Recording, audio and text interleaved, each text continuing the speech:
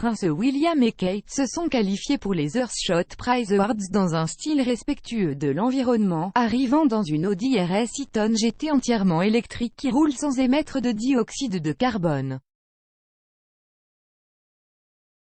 William et Kate, le duc et la duchesse de Cambridge, tous deux âgés de 39 ans, se sont rendus à la cérémonie de l'événement climatique à Alexandra Palace avec chauffeur dans une Audi qui utilise des moteurs électriques à batterie et coûte entre 110 950 livres et 133 105 livres.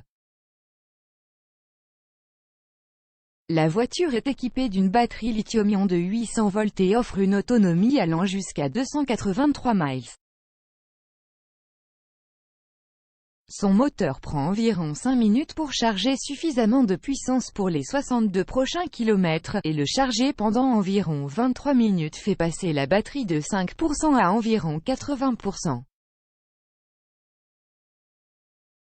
Un des premiers prototypes de la GT alimenté par batterie figure dans le film Marvel Avengers Endgame, conduit par Robert Downey Jr. dans le rôle d'Iron Man. Alors que l'on pense que les acheteurs devront attendre jusqu'à la mi-2022 pour mettre la main sur le véhicule, les Cambridge ont fait installer une borne de recharge pour voitures électriques à Kensington Palace avec une source disant au Mail que ce n'était que la première phase d'un projet d'installeur des bornes de recharge sur l'ensemble du domaine royal. La famille royale semble être sur une balade soucieuse du climat. Le prince Charles, 72 ans, a récemment révélé que l'Aston Martin, la reine qui lui avait été offerte pour son 21e anniversaire en 1969, avait été convertie pour fonctionner avec un surplus de vin et de lactosérum à partir de fromage. Il fonctionne désormais avec un carburant appelé E85, composé de 85% de bioéthanol et de 15% d'essence sans plomb, un mélange plus propre, qui nécessite beaucoup moins de combustible fossile et réduit les émissions de carbone. Le père de William, avant la cérémonie Earthshot, a salué le dévouement du duc à la bataille climatique sur Twitter, Clarence House publiant une image des deux membres de la famille royale et un message disant « En tant que monde, nous devons nous réunir pour inspirer, réinventer et construire l'avenir durable dont nous avons désespérément besoin. » Je suis très fier de mon fils William, pour son engagement croissant envers l'environnement et l'ambition audacieuse du prix Earthshot. Lors de la cérémonie des HIER, 5 lauréats ont été récompensés pour leur travail dans la lutte contre le changement climatique et les problèmes environnementaux, chacun recevant un prix de 1 million de livres sterling pour développer davantage leurs initiatives. Une série de célébrités de premier plan, dame Emma Thompson, Emma Watson, Ed Sheeran, Coldplay, ont rejoint la famille royale lors de l'événement, mais conformément au choix de transport durable de William et Kate, personne n'a été transporté par avion à Londres pour l'occasion.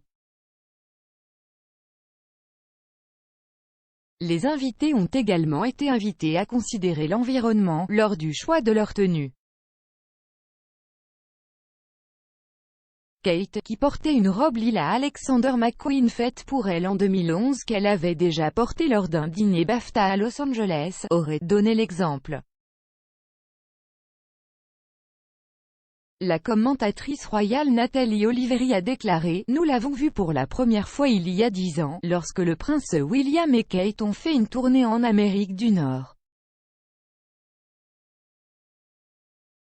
Kate recycle souvent ses tenues, c'était donc agréable de voir cette favorite des fans faire une autre apparition. » William, quant à lui, a surpris avec une veste en velours vert foncé recyclée que Madame Olivieri a qualifiée de très pimpante.